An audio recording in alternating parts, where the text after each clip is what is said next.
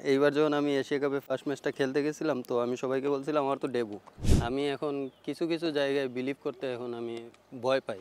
আমারও এরকম খেলা ছেড়ে দেওয়ার অনেক কিছুই মানে আমার মাথায় চলে আসছিল, এমনকি আমি চাকরিও খোঁজা শুরু করে দিয়েছিলাম।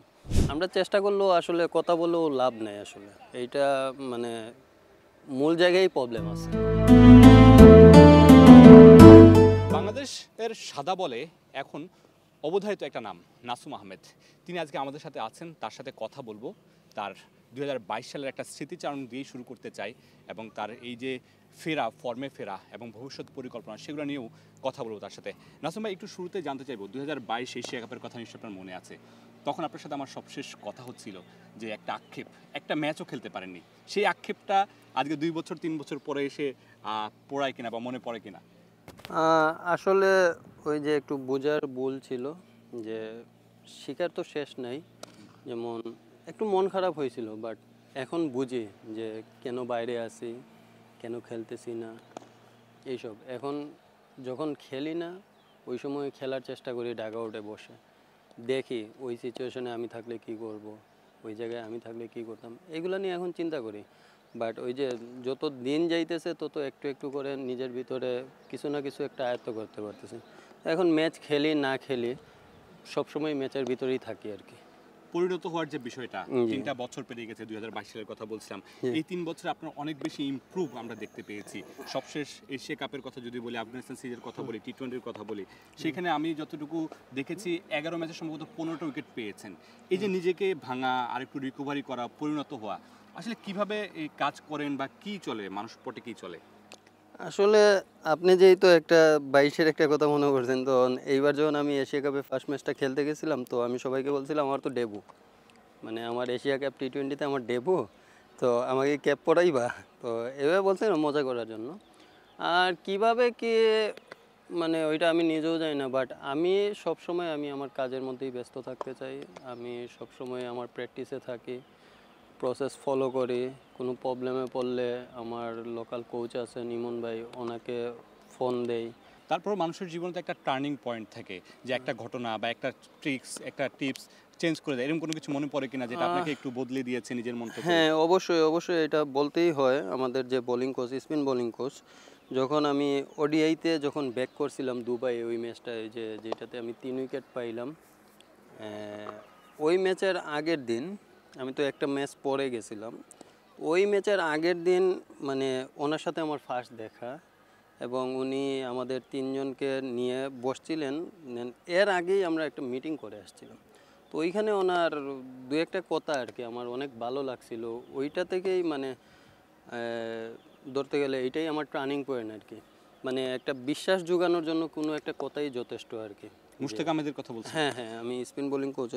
আসলে উনি আমাদের ওইরকম কিছু মানে করেন, কিন্তু ওনার যে একটা বিষয় আমি খেয়াল করছি, যেমন আমাদের একটা আছে যে আমরা লেফটিকে বোলিং করতে একটু প্রবলেম হয়ে যায়, মানে এইটা আছে। বাট আমি পার্সোনালি আমি ওইটা কখনো ফিল করি না, কারণ একটা রাইটে যখন ব্যাটিং করে তখন অবশ্যই একটা রাইটে অফ স্পিনারও বল করতে পারে, তো আমরা কেন পারি না এই শব্দটা আসবে, তো ওইটা আমি বিলিভ করি না। উনি যখন কথা বলতে যে নাসুম তুমি কেন এই আগের বলটা ভালো করছো, এই বলটা কেন তুমি ওই রকমভাবে করো নাই, তো আমি বললাম মানে একই রকম ওই জায়গায় করলে ও তো মেরে দেবে, ও তুমি 3টা 6 খাও, ও 4 নম্বরটা মিস করবে। তো এই ধরনের কথা যখন একটা কোচ বলবে অবশ্যই মানে আপনার চেঞ্জ হইতে বাধ্য। তো এখন চেষ্টা করি যে আমাকে 6 মার। আগে চেষ্টা করতাম যে মানে কিভাবে বেঁচে যায়, তো এখন চেষ্টা করি 6 মার, এই 6 মারলেই আমার একটা চান্স হবে, এইভাবে আর কি। ওই যে মোটিভেশনটা আসে হ্যাঁ, একজন ওই কোচের যে কাছ বললাম থেকে। ওনার কাছ থেকে ওই কথাগুলাই নিতেছি আর কি, ওনার কথাই আমি বেনিফিট হয়ে গেছি আর কি, যে আমার কাছে মনে হচ্ছে। নাসুম পরিবর্তন হয়েছেন, নিজেকে নতুন করে ঢেলে সাজিয়েছেন। সামনে বিপিএল আসছে, ন্যাশনাল টিমের খেলা আছে সামনে, আয়ারল্যান্ডের বিপক্ষে টি-20 আছে। সবকিছু মিলে পরিকল্পনাটা কেমন চলছে? দেখেন সব কিছুই অনেক দূরে আছে।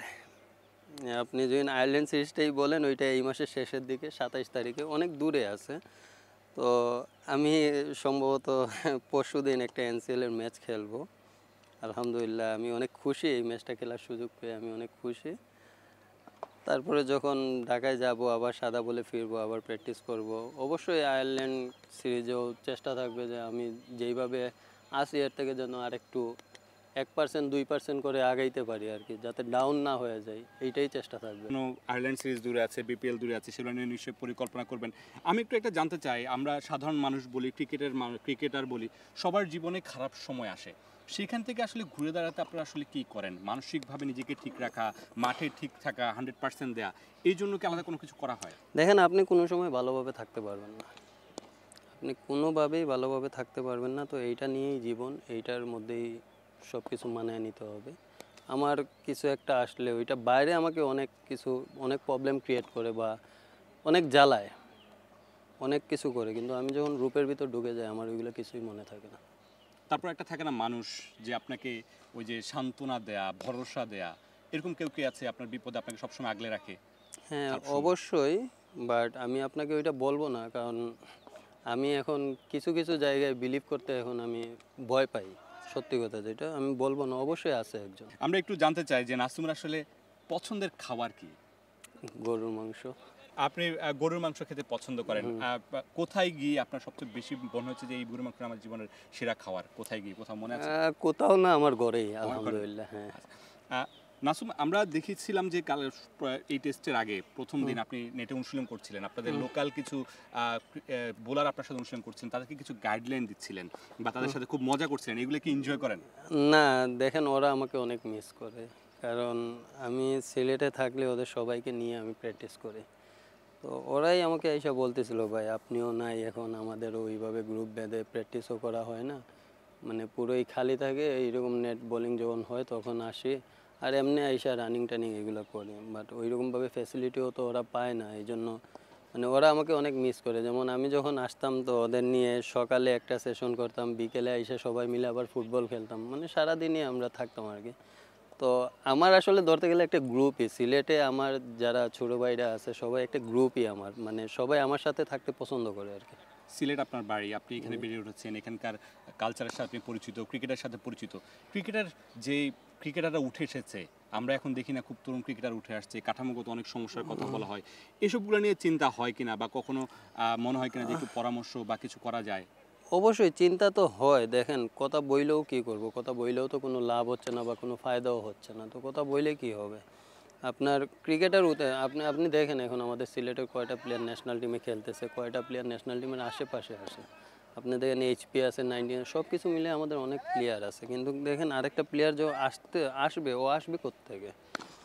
ও আসবে কোত্থেকে? আমিও তো একটা টিমে কথা বলে দিতে পারতেছি না, কারণ আমার ওইরকমভাবে কারোর সাথে পরিচয় নাই বা নাই যে একটা প্লেয়ার আছে ওইরকমভাবে নিয়ে যান, ওই ইয়াটাও পারতেছি না। আবার কাউকে যদি সুযোগও কইরা দিতে পারতেছি, ওর নিজের লোকেরাই বলতেছে না ও এইরকম না, ওই রকম না।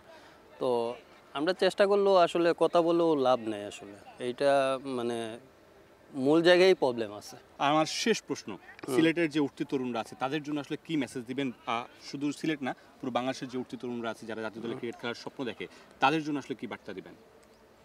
যদি মানে ক্রিকেটটা খেলার স্বপ্ন দেইখা থাকে, বুকে লালন কইরা থাকে, এই জায়গায় অনেক ঝামেলা, অনেক কিছু আসবে, অনেক প্রবলেম আসবে, এই জায়গা ছেড়ে যাওয়া যাবে না, কারণ এই জায়গা ছেড়ে চলে গেলে আর কিছু অ্যাচিভ করতে পারবে না। এই জায়গায় যদি লেগে থাকে যে কোনো বিপদে বা যে কোনো প্রবলেমের পরেও যদি এই জায়গায় লেগে থাকে না, ওর যদি বিশ্বাস থাকে না আমি কিছু একটা করব, দেন ও এইটা অ্যাচিভ করতে পারবে। তো আমারও তো এরকম শেষ হয়ে গেছিলো, প্রিমিয়ার লিগে টিম পাই নাই, এনসিএলে 2 বছর আমি ম্যাচ পাইনি, খেলতে পারি নাই, প্রিমিয়ার লিগে আমার কোনো টিমও নেয় নাই। তো আমারও এরকম খেলা ছেড়ে দেওয়ার অনেক কিছুই মানে আমার মাথায় চলে আসছিল, এমনকি আমি চাকরিও খোঁজা শুরু করে দিয়েছিলাম। তো পরে কোনো একজন মানুষের কোনো একটা কথায় আবার আমার মাথায় চলে আসছে যে আমার বিশ্বাস আছে আমি ন্যাশনাল টিমে খেলবো, ওনার এই বিশ্বাস নাই, অথচ উনি কোচ।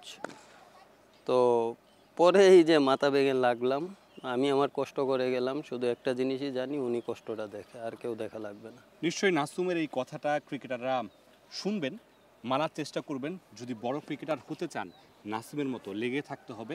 নিশ্চয়ই একদিন আপনার জন্য অপেক্ষা করছে জাতীয় দলের দরজা। Mamunur Rashid, star news, Sylhet.